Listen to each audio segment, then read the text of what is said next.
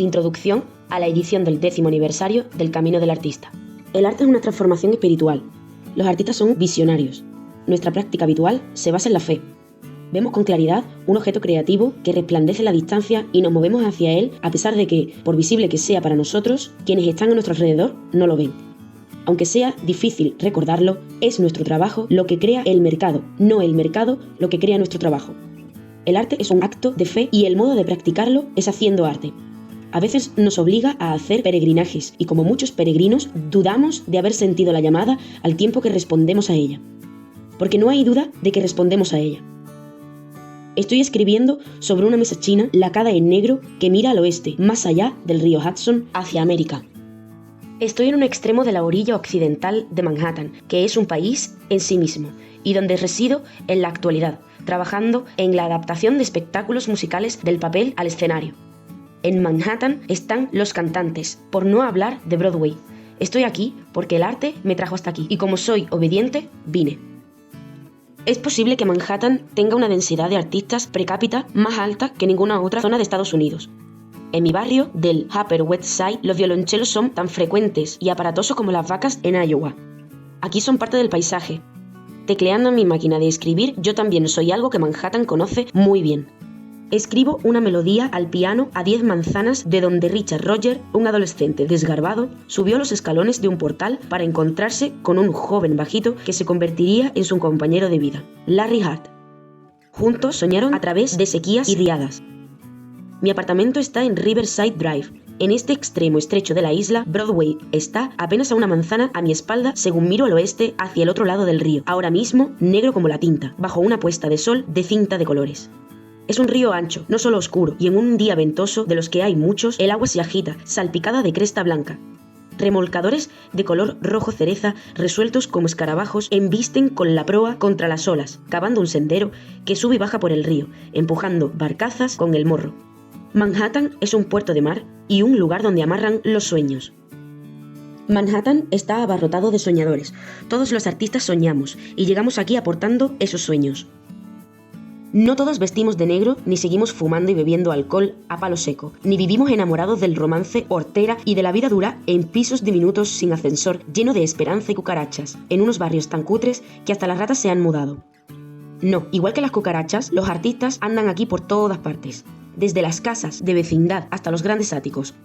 En mi edificio no solo vivo yo con mi piano y mi máquina de escribir, sino también una cantante de ópera que trina por los patios interiores como una alondra alzando el vuelo. Muchas veces, aunque no siempre, los camareros del barrio son actores, y las chicas de la zona, que son particularmente bonitas y tienen pies de pato, sí que bailan, por más que sus andares de palmípedo hagan difícil imaginar la gracia con la que lo hacen. Esta tarde me he tomado una taza de café en Edwards Café, la cafetería que lleva el nombre de Edward Allan Poe, que vivió por aquí aunque murió un poco más hacia el Uptown, ya en la zona del Bronx. He mirado por las ventanas del bajo que ocupaba Leonard Bernstein en el edificio Dakota y he perdido un poco el sentido al pasar por el arco de entrada donde dispararon a John Lennon. En este apartamento estoy apenas a unas manzanas de los antros que frecuentaba Duke Ellington. Y cerca de aquí hay además una calle que lleva su nombre. Manhattan es una ciudad llena de fantasmas. El poder y los poderes creativos corren por los cañones verticales que forman sus rascacielos. Fue en Manhattan donde empecé a enseñar el camino del artista. Como todos los artistas, como todos nosotros, si prestamos atención, experimento la inspiración. Recibí una llamada para enseñar y respondí a esa llamada con cierta reticencia. ¿Y qué pasa con mi arte?, me preguntaba. Todavía no había aprendido que lo cierto es que nos inclinamos a practicar lo que predicamos, que desbloqueando a los demás lograría desbloquearme a mí misma y que como todos los artistas prosperaría con más facilidad en compañía junto a almas gemelas con quienes saltar al vacío con fe y armonía. A pesar de haber sido llamada a dar clases, no podía imaginar que enseñar bien me llevaría hasta mí misma y que, a través de mí, llegaría a los demás. En 1978 empecé a enseñar a otros artistas cómo desbloquearse y cómo ponerse de nuevo en pie, después de una lesión creativa. Compartí con ellos las herramientas que había aprendido a través de mi propia práctica creativa. Lo hice tan fácil y ameno como pude. Recuerda, hay una energía creativa que quiere expresarse a través de ti.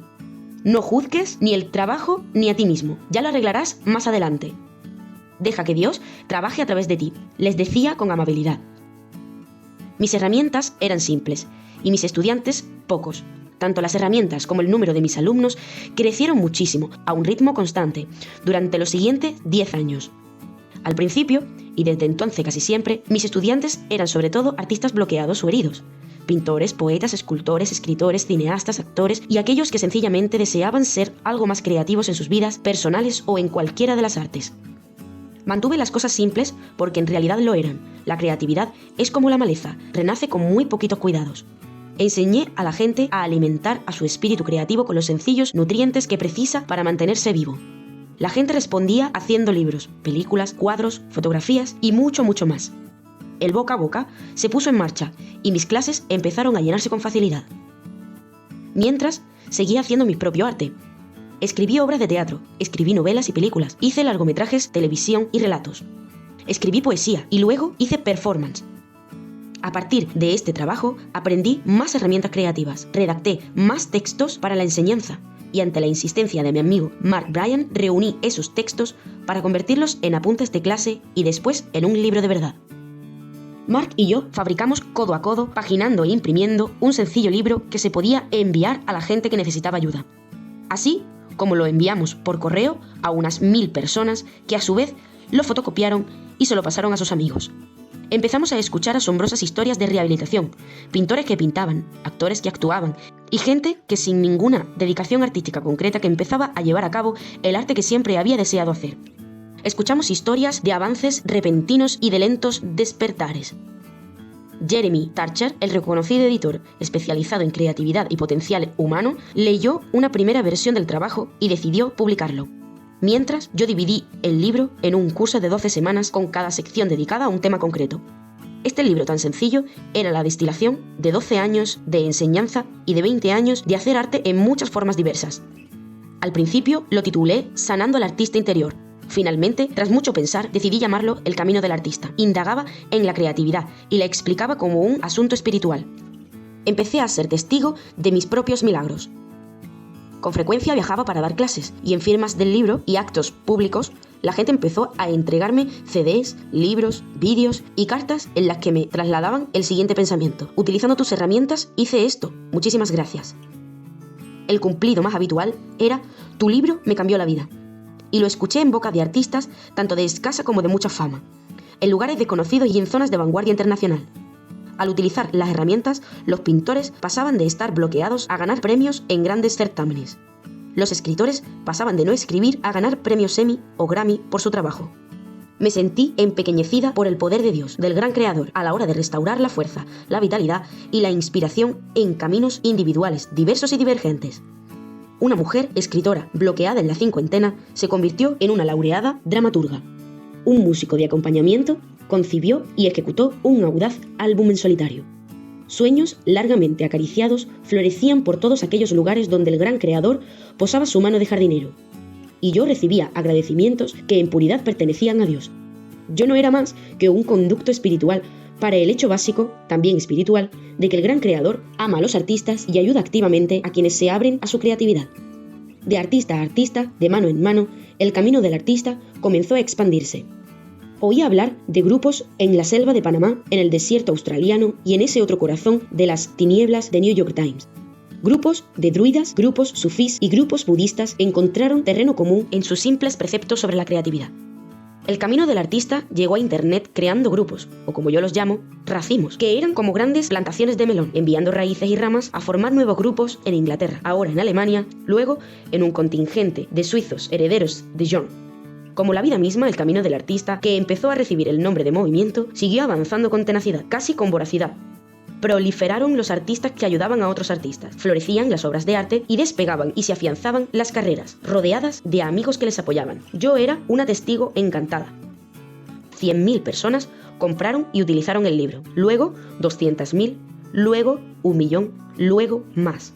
Oímos hablar y ocasionalmente ayudamos a iniciar el uso del camino del artista en hospitales, prisiones, universidades, centros de desarrollo humano y a menudo entre terapeutas, doctores, grupos de apoyo a afectados del SIDA y programas de mujeres maltratadas, por no hablar de estudios de bellas artes, programas de teología y conservatorios de música.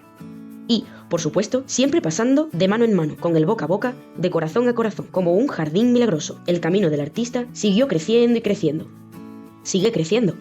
Esta misma mañana recibí por correo un libro recién publicado con una nota de agradecimiento. Hasta la fecha, El Camino del Artista ha aparecido en casi 20 idiomas y ha sido enseñado o recomendado en todas partes, desde The New York Times hasta el Museo Smithsonian, desde el Instituto Esalen hasta los elitistas cursos de música en Juilliard. Como los grupos de alcohólicos anónimos, los racimos del Camino del Artista se han reunido con frecuencia en sótanos de iglesias y en centros de sanación, así como en una choza con tejado de paja en Centroamérica y en una cabaña rodeada de serpientes pitones en Australia. ¿He dicho que muchos terapeutas dirigen grupos en calidad de mediadores? Pues sí. La gente sana porque la creatividad es sana y al practicarla descubre versiones mejores de sí misma y todos somos mejores de lo que podamos concebir.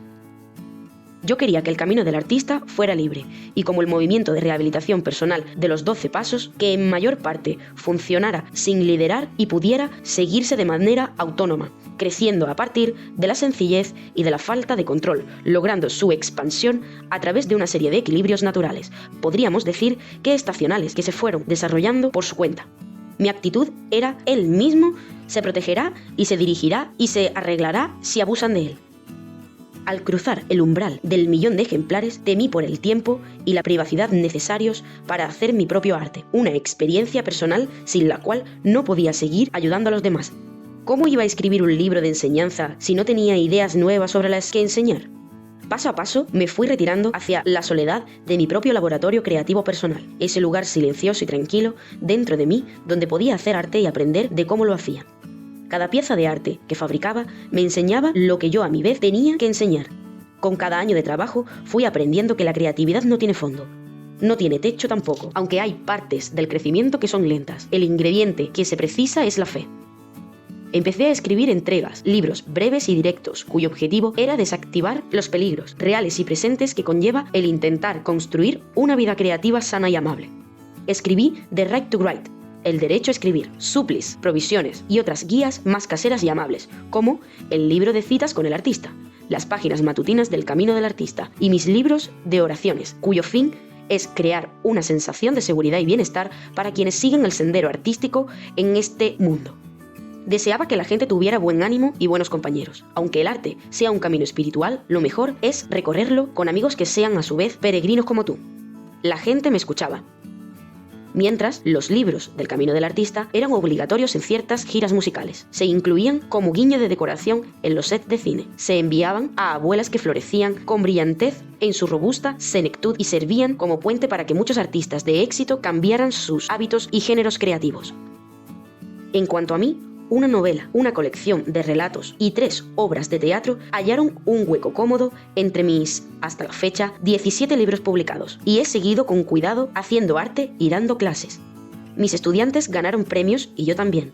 Un reader escogió El Camino del Artista como una obra maestra. El álbum de poesía que hice en Time Waiter fue seleccionado como mejor obra sonora original y mis libros de texto siguieron apareciendo en listas de los más vendidos y de libros recomendados por la prensa tanto en Estados Unidos como en el resto del mundo.